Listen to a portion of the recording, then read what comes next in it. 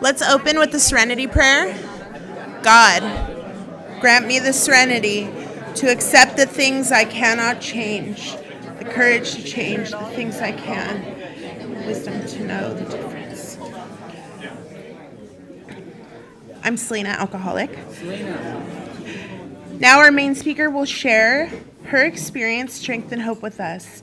Please join me in welcoming Gladys from Westwood. Thank you. Hi, I'm Glynis. I'm an alcoholic. All right.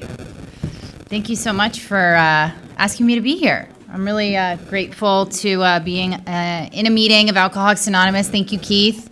There he is. Thanks for reaching out. I heard there was a chef. I was like, I'm in. Welcome to the newcomers. And thanks, Andrew. You did a great job for warming me up. I pressure him into this every once in a while, the whole, speaking thing. It's not his favorite thing in the world. We're very different, us two. But we're both alcoholics, which is funny. We met on Bumble. We met on Bumble. We were both, followed the rules and didn't date in our first year. And we really did. I know, crazy. I didn't want to date in the rooms of Alcoholics Anonymous because I thought that you guys were like too messed up. I mean, which is kind of hilarious. You guys will hear my story in a minute, but I was like, men in Alcoholics Anonymous, they're not for me. I would rather date a non-alcoholic, which I think is like a thing that a lot of us think when we're, getting sober. And I went on Bumble and I went on, a lot of dates, right? It was essentially my first time dating. I was like 27 years old. I've been sober 6.5 years. Our sobriety dates are about 3 weeks apart. So my sobriety date is September 20th, 2019. And I went on like 50 first dates, literally. And finally I kind of was like, all right, enough is enough. And then I went out with Andrew, and out of all of those 50 first dates, in all of the normies or alcoholics that I went on dates on, I ended up, marrying another alcoholic. Exactly what I was trying to avoid. And here we are. So, it's funny how God works in that way. But nonetheless, I also have a home group. It is also the Fledgling Society, and I have a sponsor, and her name is Nicole B. And I also work with other women, taking them through this 12-step process out of the Big Book of Alcoholics Anonymous. And it's really probably the most. It's the only thing I haven't stopped doing since I've gotten sober. No matter how big and busy my life has gotten. And it is big and it's busy and fruitful. I always make time to work with other alcoholics because it keeps me grounded. It reminds me what I suffer from because I have this thing where I forget what I have. And also, I was told that the work is not going through the steps yourself. Yes, you have to do that in order to have, some facts about yourself, but that the work is taking other people through them. And so I encourage you, if you're new here, or if you're in your last 30 days, or if you've been here a while and you're feeling a little crispy, I'd ask you if you're working with other alcoholics, because I hear people say things like, I've worked all 12 steps and they didn't work. And my next question is always like, well, were you taking other people through the steps? And when they say no, I'm like, well, the 12th step is taking other people through them. So there's no way that you worked all 12 steps if you're not, at least reading with someone else. But I grew up in Massachusetts, big mass hole, Worcester County, and it's okay. We can call ourselves massholes. It's like it's a term of endearment. And I grew up in like a home that didn't have any alcohol in it. That's not true. There was some alcohol. My dad drank like almost never. He drank very rarely. like once a year type of guy, maybe a half a beer. And my mom is an alcoholic, and she was sober. And she got sober here in California, which is where my parents met. My mom is from Los Angeles. She got sober at the Marina Center 35, 40 years ago at the morning meetings. And my dad, I know my dad met my mom because my mom would get wasted with his grandma and pass out on the couch. And being the good Al-Anon that he is, he was like, that's the woman for me. And they got married. And she ended up getting sober before they got married and before she had me. And I was born here in LA, and when I was about a year and a half old, we moved to Massachusetts, which is where my dad's originally from. He's from Chelsea, Mass, which is like a rough neighborhood in Boston. And he was a postal worker, and my mom was a stay-at-home mom, and I have a little sister who's 2.5 years younger, and she was born after we moved to Massachusetts, and things were okay, you know what I mean? I wouldn't say like it was a perfect childhood. I wouldn't say it was the worst childhood. Some things happened. There was, some like abuse when I was really young. And, my parents started to not get along. And when I was around 11 years old in the 6th grade, my mom, who had been a stay-at-home mom up until about a year before that, she had gone back to work because, both me and my sister were in school. She left for work one day, and she sent a letter in the mail, and she did not come home. And she was sober, as far as I know, physically sober when she did that. And I do know now that I remember going to meetings as a kid, and it was only when we would come to visit Los Angeles, which is where her sober community was. So we would come visit my family, and it's kind of crazy because when I eventually ended up getting sober here in Los Angeles, I went to the Marina Center, and I was like, this place looks familiar. And it was because when we would come out to LA, she would take me to these meetings in the morning, and it did look familiar. And I just remember the podium being on the opposite side of the room. But when I was a little kid, she would take me there, and then we would go to the AA New Year's Eve parties. But aside from that, there was not much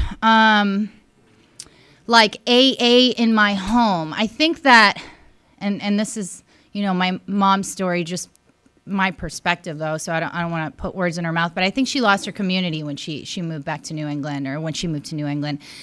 I don't remember a sponsor. I don't remember sponsees being around. I don't remember anything like that. I just knew that my mom was an alcoholic because she would tell me, and my dad would tell me, and they would talk about, your mother has an allergy to alcohol, and I just didn't know what that meant. And I just remember my dad saying things like, you might have it too, but I don't know if he saw something in me or if he just was saying that. I have no idea. I don't know if he said it to my sister. I guess I should ask her. But he would say things like that to me. And, when my mom left, I was already very angry. I was not getting along with her. She was going through menopause when I was going through puberty. So, I don't mean to offer too much information, but it was a very emotional household. We were not getting along at all. A lot of hormones going through that home. And when she left, I thought she had left me, and I thought she didn't love me. And all of these beliefs and ideas I already had about myself leading up to that point, when that thing happened, it was, as far as I was concerned at the time, evidence that all of it was true. I'm like, see? And I had started drinking and smoking pot before she left. But for many, many, many years, the story, right, that I would tell myself, the narrative was, my problems began when my mom left. And the truth is that that's not true. My problems began before my mom left. And I don't know if I was born with alcoholism. I don't know if I developed it over time. I have no idea. I don't really care at this point. It doesn't matter, chicken or the egg, you know what I mean? But nonetheless, when she when she walked out, I started really, really drinking. I mean, I started having consequences very early. I mean, the tender age of 11 years old, I think I had just turned 12 a month after she left, and I was in the 6th grade, and I started drinking, and I was running away, and then I got a DUI at like 14, and I didn't even have a permit to drive, and I started going in and out of the court system and juvenile detention, and just like a lot of consequences early on, directly correlated with my drinking. Now, I know today that that's not what makes me an alcoholic, but those are the results of my alcoholism, and by the time I was 15 years old, I was in juvenile detention, and I was committed to the state of Massachusetts. And leading up to this point, I had gone to meetings before. I had gone on a court card because I was on like probation when I was a teenager, and I started to fail breathalyzers and urinalysis tests. So they ended up committing me. And I spent about a year and a half in lockup, and when I got out of lockup, they put me in a recovery home for girls who were suffering from alcoholism in Worcester, Massachusetts. And, no phone, no boys, no computers, long-term, it was very strict. I had to get a sponsor, and I had to go to meetings. And so I was going to meetings 7 days a week, meetings very, very similarly to this. And I kind of was like open-minded. I had experiences leading up to that point in meetings on the court cards, but I don't know if it was the meetings I was going to or maybe my perspective at the time, but like they seemed pretty glum to me. They were a glum lot for sure.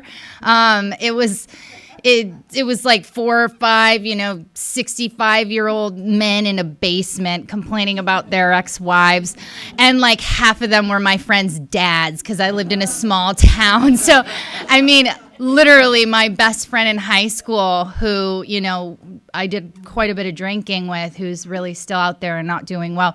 Her dad was like Mr. AA, and there was not many Mr. AAs in our little hometown. So it was like him and, a couple other dads.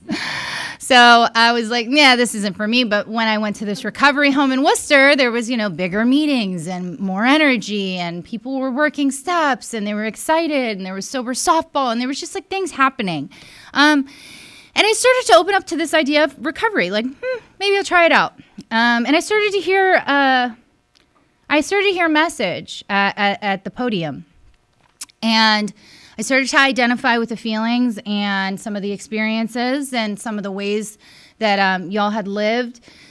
And I started to kind of wanted to have what you guys had. I really did. And by the time I got out of that place, I was about to turn 18 years old.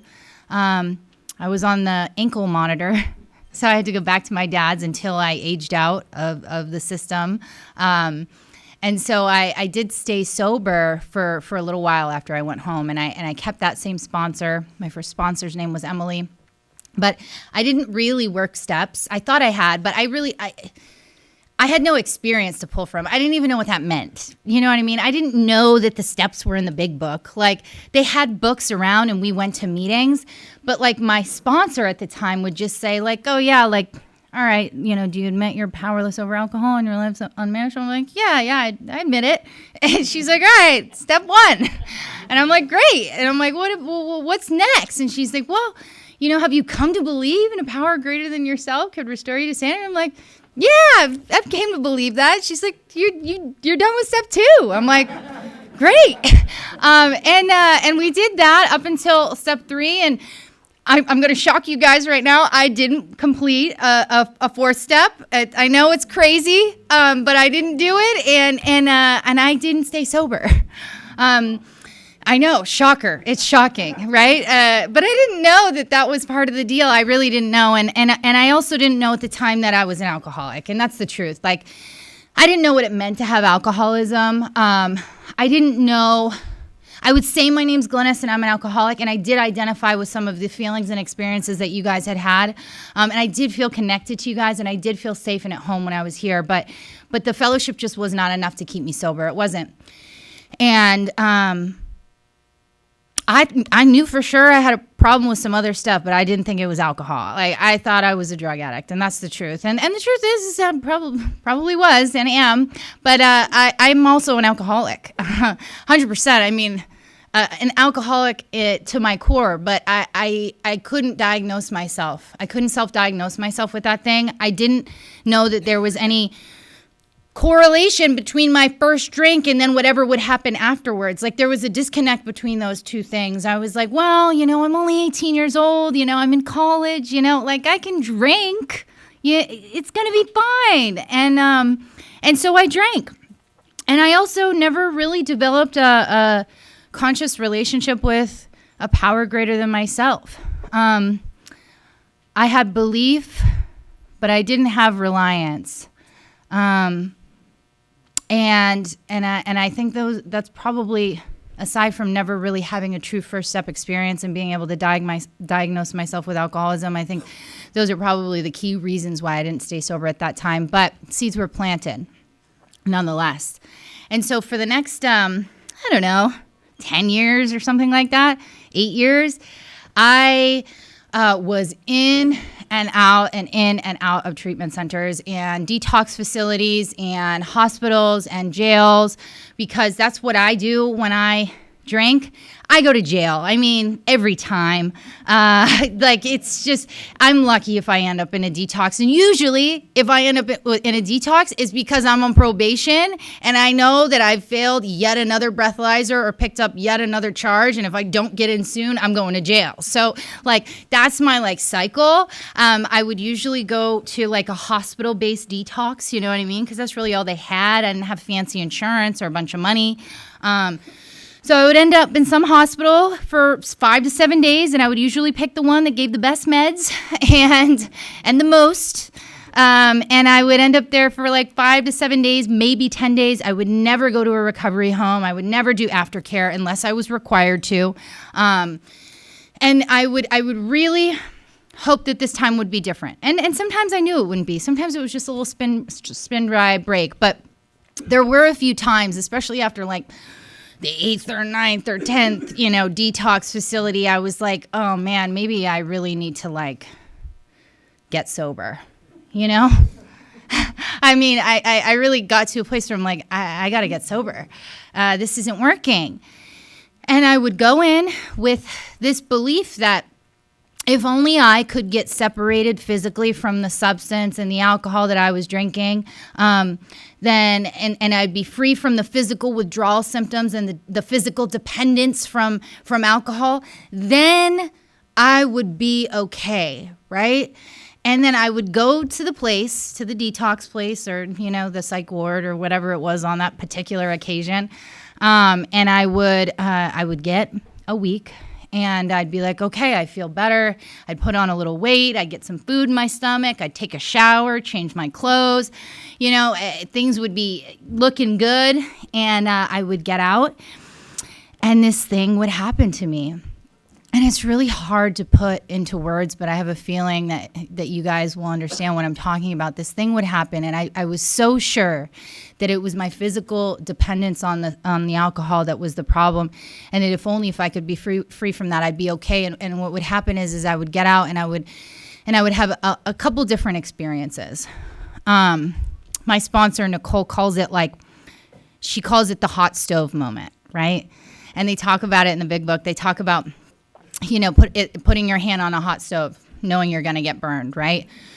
And sometimes I would go out, I would have a little sober time, and I would say with intention, I'm going to get burned and I just don't care, right? And it's fine.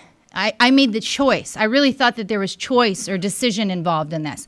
And then other times I would have this experience where I'd be like, well, if I wear a heat-resistant glove, or if I only use my left hand and not my right, or if I only drink beer instead of wine, or all the cliche stuff that they talk about in the big book of how we try to control and manage our drinking, I would do that thing, and then still I would find myself getting burned. I'd be like, well, that didn't work. I guess I'll have to try the next thing, right?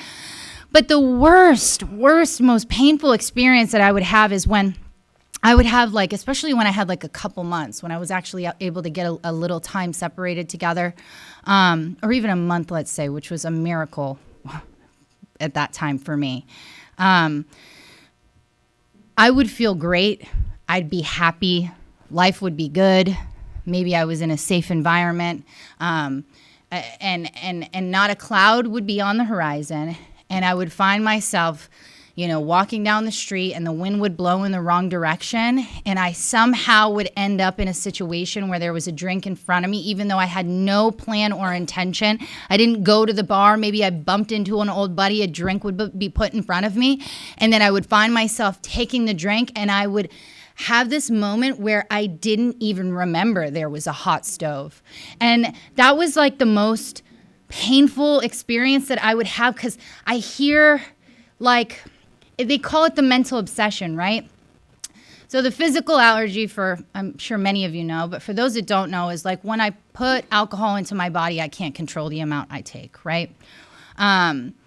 The obsession is this built-in forgetter, and it's like the main feature of my alcoholism, that I forget that I have what I have. I can't remember how bad it was a week or a month or a year ago, right? I just can't remember. Like I literally can't remember how bad it was, or I convince myself it wasn't that bad. Or if I look at 100 different times, I'll hyper-focus on the 2 times where I had the time of my life, right?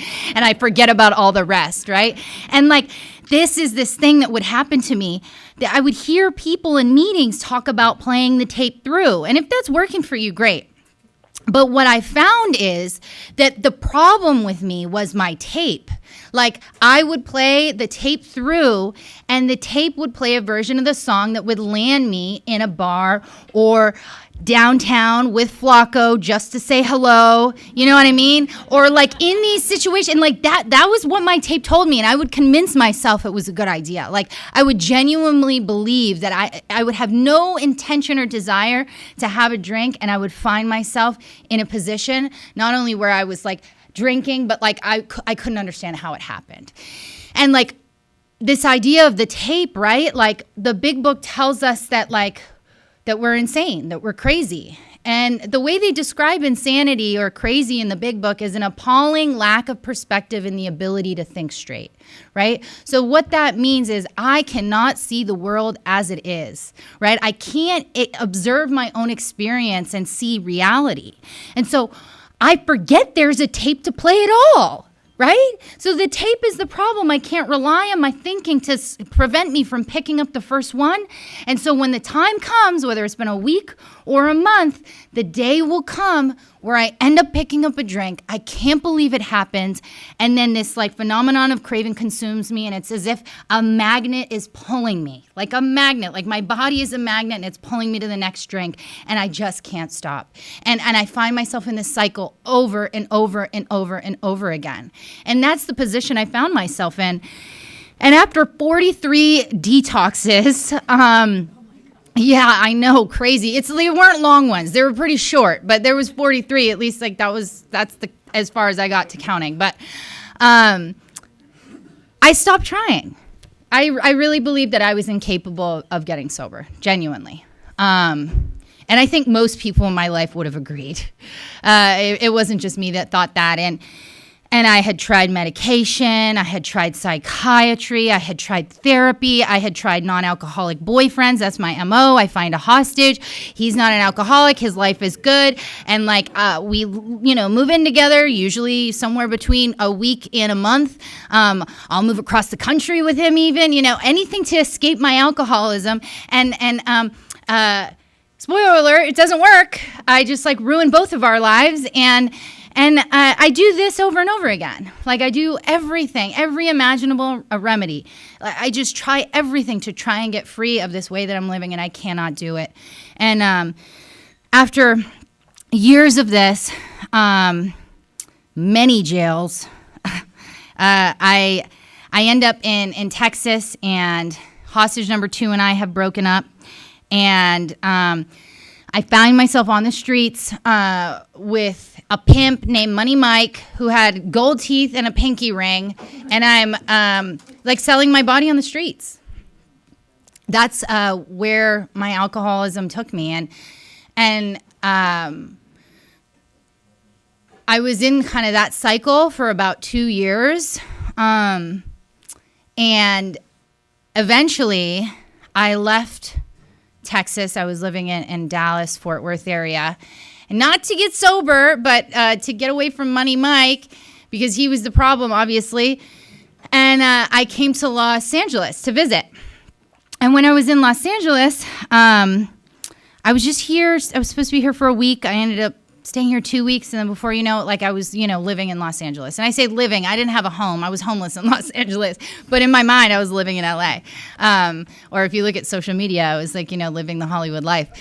But I was really living in MacArthur Park at the Hollywood Inn Deluxe with a guy named Martin who spoke no English, and I was there for I was around Los Angeles, downtown LA, MacArthur Park, a lot of these like subsidized housing places. I was all over LA for a while, for about a year, and in that year, I mean, if you can imagine, things could get worse. I think I was just skating by. I was kind of just waiting for the day where I ended up dying, and I kind of had accepted that. I wasn't necessarily suicidal, but I definitely didn't have the will to live. I was only living to continue drinking, genuinely. That was all I thought about. The alcoholic life seemed the only normal one. Like I could not do life really, and so after being out here about a year, I found myself at the border of Tijuana with 3 illegal immigrants in the trunk of my car and one of the passenger seat. And I went to federal prison. Yeah, for money. It wasn't altruism. I was just trying to keep drinking. And I ended up going to federal prison, and I got sober there. I mean, the first year I was still drinking, because nothing can stop me from drinking. I mean, my last drink was made of like rotted fruit and ketchup packets. It was disgusting. So if you think you have to have like a really good one before you get sober, you don't. That was my last good one, and it wasn't that good. And I ended up getting COVID-19 happened while I was in prison. So I'd been there about a year. COVID happened and the world shut down, and I was already on a quarantine of a sorts. But if you can imagine, like I was on the quarantine of all quarantine, being incarcerated, and we were locked down 24/7, and so I no longer had access to rotting fruit or anything for that matter. They were letting us out of our cell like twice a week to use the phone, and I was sentenced to 36 months. I was supposed to do 30. But because of COVID, I got out a year early. So at 18 months, one day they like called me down to some imaginary like unicorn court called Zoom, and it wasn't a thing then. None of us knew what Zoom was, and we go downstairs and I go on this little screen, and they said, "You're getting out today," because I was a nonviolent offender, and I got out and I went to this recovery home. And I had no intention of really staying sober. I didn't even know I was going to get out. And I just want to say, I had been to jail. Not that I'm like some like hardcore criminal or like person from the streets, but I've been to jail a bunch of times, since I was a kid. I've been in and out of jail. County jail, typically. I went to state prison one time, and then federal prison. I was just in and out of jail. That's kind of just what I did. But if it was jail that was necessary in order for me to recover, I would have gotten sober when I was 16 and stayed sober. If it was like, I would have gotten sober all these other times. So if you've never been to jail or a treatment center even, or a detox, and you think that that's a requirement to be an alcoholic, it's not a requirement to be an alcoholic. I mean, you talk to my husband, our stories are vastly different, right? But I do believe that people talk about bottoms, like you have to hit rock bottom in order to get sober. And I think that suggests that there's some external circumstance that has to take place that's so bad and so painful and so gnarly that like if you don't have that experience, that you're not going to be able to be sober, or that you're not a big enough alcoholic. I don't think that's true. I think it's bottomless. And I think if you don't, if you think that you've hit your bottom, you could dig deeper. It could always get worse. But I do believe that there is a bottom in a sense. And I believe that bottom is more of an internal experience, because I believe that the feeling of having hit a bottom is like something that happens inside. And maybe it means you've lost everything. Maybe it means you're in jail for smuggling Mexicans in your trunk into the country. Probably not. More than likely, that's not what happened for you. But that's what happened for me. But I also didn't stay sober after that. I continued to drink. You know what I mean? I stayed drinking in jail even after all of that. Money Mike, you would have thought that was the bottom, but yet I kept drinking. You know what I mean? So, it doesn't really matter the external circumstances. What happened to me is I got out of prison and I had 4 months separated simply because I didn't have access to a drink. That was the only reason that I had 4 months separated from my last drink. The honest to God truth. And I don't know if God did that for me. Some guy came up to me after a meeting one day and said, I was just laughing because, wow, you were such an alcoholic that, God had to, do a global pandemic in order for you to stop drinking. And I was like, oh my God, I guess the world really does revolve around me now. But honestly, had that not happened, I probably would have continued to drink. I mean, I'm almost positive of it.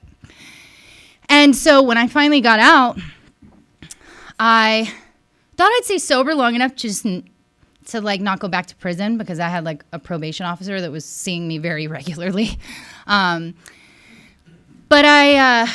I didn't have a plan to go to AA. I didn't have a plan to go to the 12 steps and none of that stuff. I was just I'll just, chill. And then I had the bright idea that I always have, which is, it turns out what makes me an alcoholic, I'll just drink. You know what I mean? Because the great obsession of every abnormal drinker is that we can control and enjoy our drinking. And that has continuously been my obsession. But what happened is I'm out for 2-3 days. My probation officer shows up. He says, you can't stay here for a few reasons. This sober living was not sober. Nobody was sober. Everybody was getting loaded in here. There was bed bugs everywhere. And it was a men's sober living, okay? There was 19 men there and me. I was the only woman in this entire sober living. He's like, you can't stay here. If you Google this place, it says men's sober living. And I didn't know that when I ended up there. I had called this place on Collect because some girl in the jail told me about it, and my dad three-way called this place, and they were the only place willing to give me a letter because I really didn't want to go to the reentry program. But I did meet one sober person in that house who ended up being my Eskimo into the rooms of Alcoholics Anonymous. And when he came, my probation officer, after 3 days, I was like, I am so overwhelmed. I know I'm going to drink. And I had this moment, this really painful moment where I knew in the depths of my soul that I was going to drink, and I knew that there was absolutely nothing I could do about it. And that was my bottom, to be honest. It was that moment where I knew I was utterly screwed and there was nothing I could do to unscrew myself. And I just had enough access to truth in that moment where I knew that it was over for me. I was done. And the bottom, right, is this internal experience where you come to the realization that on your own, you're screwed. You know what I mean? There is nothing I could do with the tape or my thinking or him or probation or whatever, fill in the blank, to fight off this obsession of the mind that is inevitably going to take me to that first one. And I had that realization, not in those words, but it was essentially, you're screwed and you can't unscrew yourself and you're probably going to go to jail and die. That's essentially what it was. And I'd known this for a long time, but for just a moment, I had that moment of willingness where I was like, I actually don't want to die and I don't want to drink and I know I'm going to. And that feeling of complete and utter hopelessness was really the bottom. And Bill W.'s therapist, Tebow, talked about it in Compliance versus Surrender, this paper he wrote about Alcoholics Anonymous in its early stages. And he talks about hitting a bottom, and a bottom isn't a bottom unless there is a result, and that result has to be surrender, right?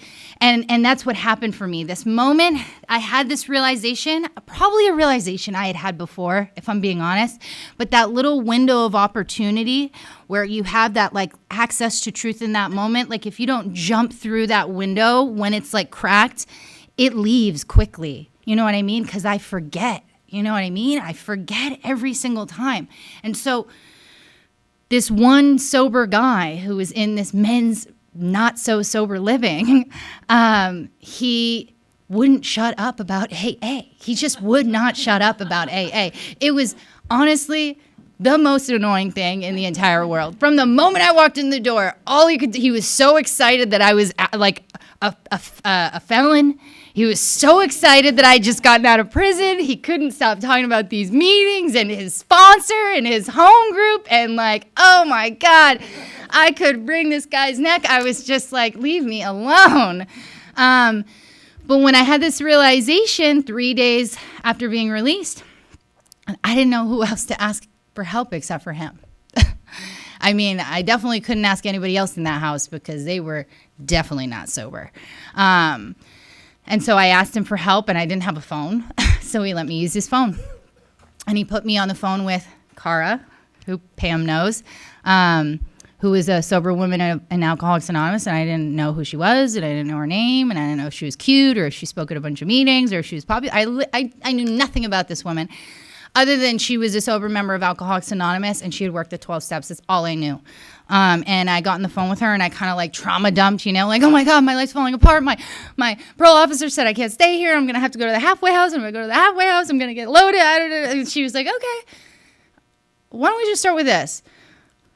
Why don't you go to this meeting? Mind you, this is all Zoom, right? Because it's the height of COVID, like height of quarantine. There's like no toilet paper. Nobody's on the streets. Like, I'm fresh out of prison. I don't have a second pair of underwear. I got a 2-inch long toothbrush, a pair of state-issued Bob Barker Velcro shoes.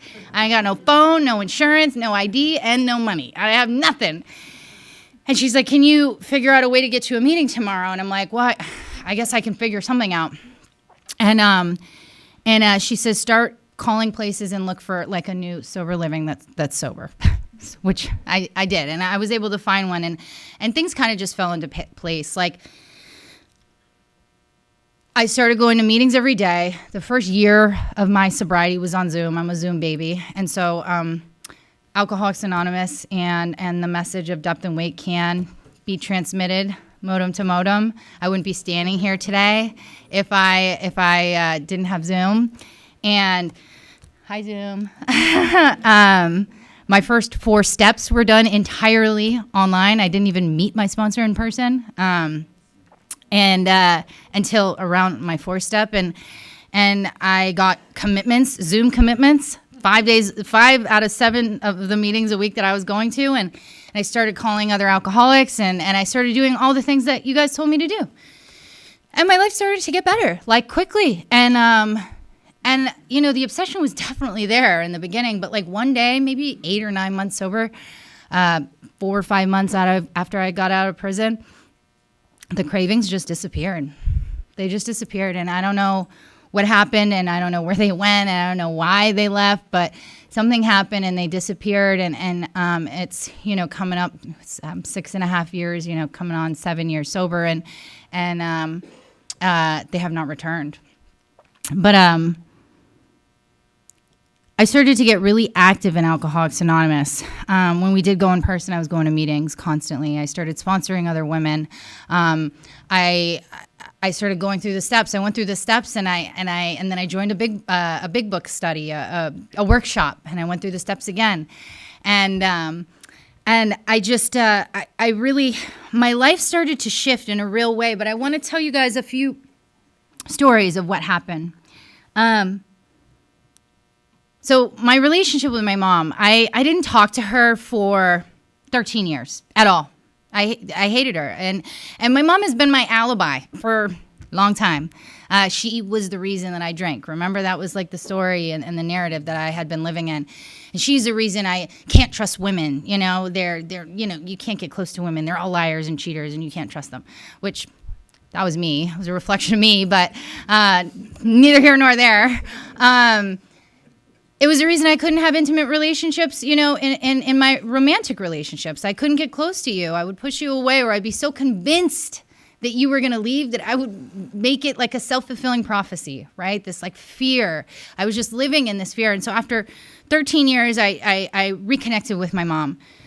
And I did not make an amends to my mom right away. And I don't suggest that you wait on amends. It's definitely not suggested. But I do think for me, it was very important that I really had an experience before I made that amends to my mom.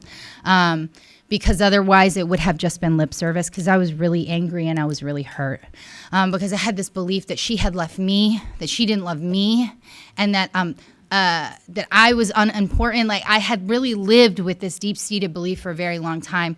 And so what ended up happening was, after 13 years of not talking to her and a couple years of just reconnecting little by little, I finally made the decision to, take a flight out to the East Coast and make this amends to my mom. Now, I want to tell you, after 25 years of sobriety, my mom started drinking again. She's not sober anymore, and she hasn't been for, probably about 10 years. And she's not sober today. And she's also like 70 something years old. She has hearing aids. I remember she used to always say, "What?" And I'd be like, I always thought it was intentional. Like, you just don't like what I'm saying. I'd be like, she's messy. Like, me and my sister, turns out she's going deaf. She was not gaslighting me at all. She just really could not hear me.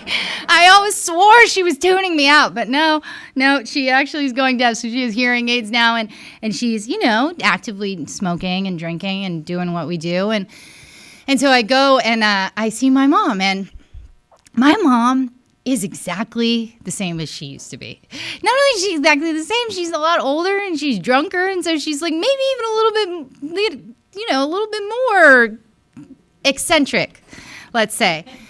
And I had this moment with my mom, and it's just me and her, and I had taken her to dinner. She lives in Brattleboro, Vermont, which is this really beautiful town in Vermont with mountains all around. And we had gone to dinner, and we're outside. My mom smokes cigarettes now after 25 years of no nicotine. She smokes again and all this crazy stuff. And she's outside smoking a cigarette, and I make this amends to my mom. And my mom, this entire night that I had spent with her, she's doing all the things she always did. The family drama and, telling all the things that she used to do, the explosive emotions. She's exactly the same.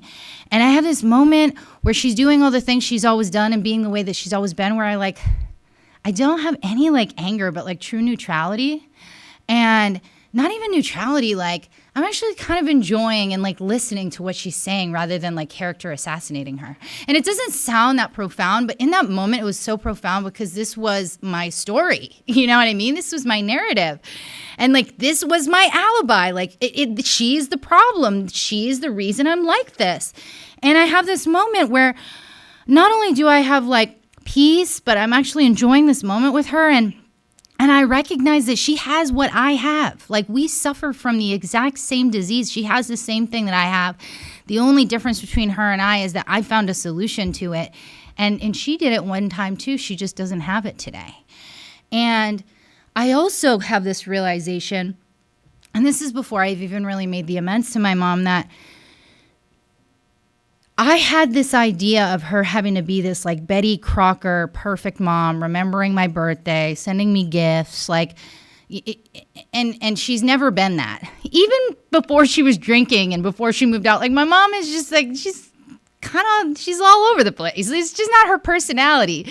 She's very type B and kind of yoga hippie from the 60s. It's just, she's like a gypsy. It's her personality. It's who she is in the core. And so I had this idea of what she needed to show up as, or the kind of mother that she needed to be in order for me to be okay. And she's never been that, right?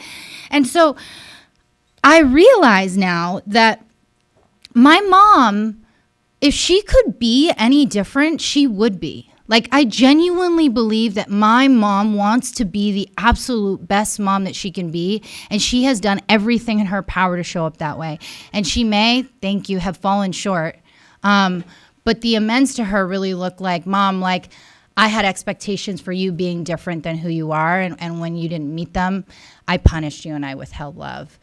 And I told her that, almost 30 years old. I don't necessarily need you to be this perfect mom anymore, but I want to develop a friendship with you. I haven't talked to you in almost 15 years. Like, let's get to know each other. And we've developed this relationship, and it's been really beautiful.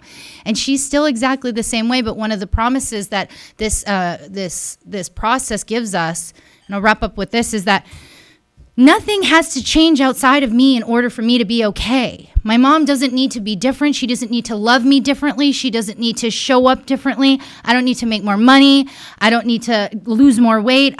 Like, my circumstances can be rainbows and butterflies or like dog shit and chaos. Like, circumstances don't need to change in order for me to be okay. Like, I can find peace and serenity regardless of what's happening around me. And like, the people in my life no longer have to dictate how I feel. And so this isn't actually a program of addition, but like subtracting and being rid of the things that had been blocking me from having a relationship with God. The God inside me, right? It had been like clogged with fear and resentment and selfishness and self-seeking. If I could clear away that thing, all this stuff that had been blocking me, then I can connect to the power that's actually already inside me, but like also inside you and inside my mom. Right? And then I could actually start to have a relationship with myself, my creator, and the God that's inside of all of you, the people I love the most and the people I hate. And then I can have a whole new experience with the world. And circumstances don't need to shift in order for me to find serenity. And that's really what I've found here in Alcoholics Anonymous. So thank you so much.